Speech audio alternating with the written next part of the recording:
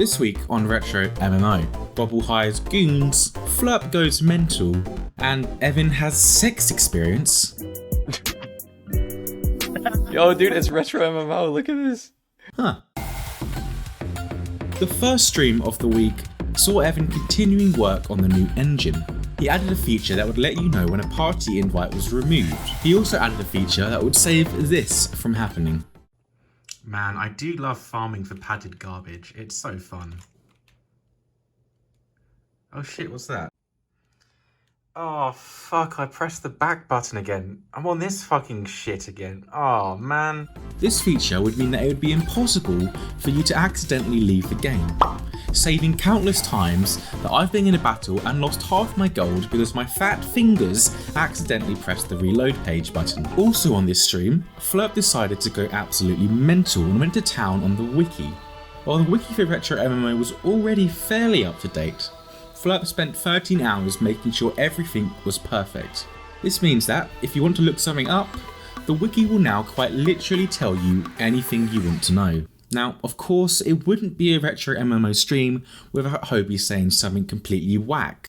You guys are gonna give me shit for this, but Mario, that new Mario tennis game, that had everything a fighting game had. It was spacing, it was meter usage, it was character tiers, it was like a fighting game, but it was tennis still. Yeah, we don't get him either. There wasn't a stream today, however, there was an update to the game. Evan realised that children under the age of 18 might not feel comfortable playing Wizard Girl Dress Up. Honestly, I'm quite scared myself. So Evan created a bypass that allowed children to enter Micah's room without being exposed to 8 pixels. Yet, while this was sorted, it seemed another 8 pixels were discovered by Corbin. So damn peaceful, bro. You can do farming too. What the fuck? What the fuck? Man, it's been a long day at work.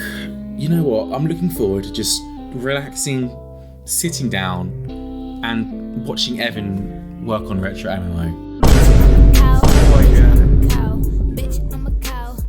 Half naked Doge something, maybe.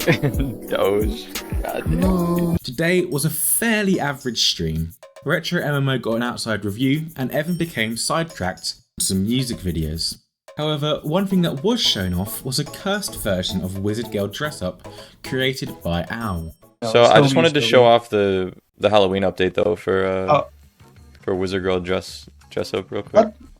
What is that?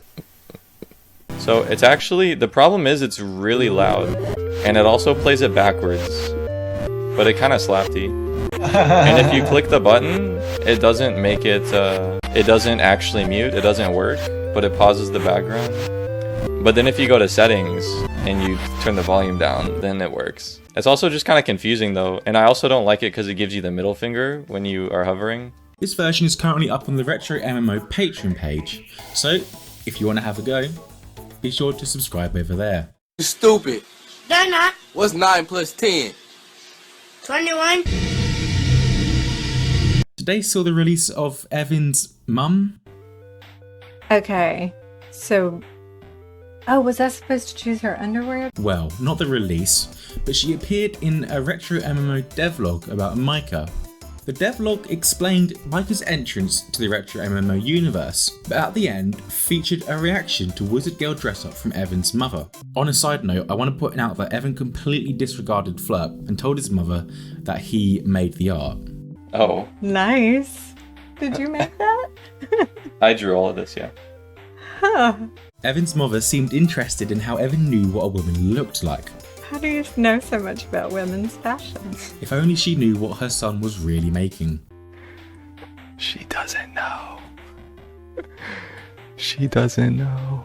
Aside from this amazing event, Evan streamed more additions to the new engine, in particular player listings and the screenshot function. Evan also mentioned a possible dating game based on the Retro MMO universe. Big Gobble. You get to rub Big Gobble's belly in the dating stuff. That's how you gain his affection. Aside from me completely messing up the RetroMMedia podcast today, I love how when you leave, you're like, I don't think I can leave, but I could leave again. I'm like, fuck you guys, I'm leaving. People it would have appeared that Gobble was trying to earn some money. It seemed that Gobble hired two goons, Flood and Poet, to sell potions in his room. He told the two of them to sell mana potions for 10 gold and health potions for 60 gold. However, there were quite a few issues. Firstly, barely any profit was being made as most people were only buying mana pots. Secondly, they were insufficiently stocked up. I would always have to run back to town to get some more potions. And finally, it would appear that Gobble didn't tell his goblin friends not to attack Flood and Poet as they returned back to the Gobble room. Today saw probably the most stupid argument anyone has ever seen. Evan, can we get the cheeky dies freely made? They are very cheeky. Why do you... I almost said cheeky one time, and I caught myself. The reason I was able to catch myself is because I'm just a better person than you. This is disgusting. I'm not using this die. You see, with the new Halloween update comes new cosmetics. Some members of the community weren't happy with some of the designs. So, what were they arguing over? The clothes? The masks? The enemies? They were arguing over not only what the dye colour should be, but what the dye should be called. The problem started where any other problem normally starts. The British. I decided that I wasn't a massive fan of the new orange. I felt like it was too close to the already existing goblin dye. This led to different versions being created.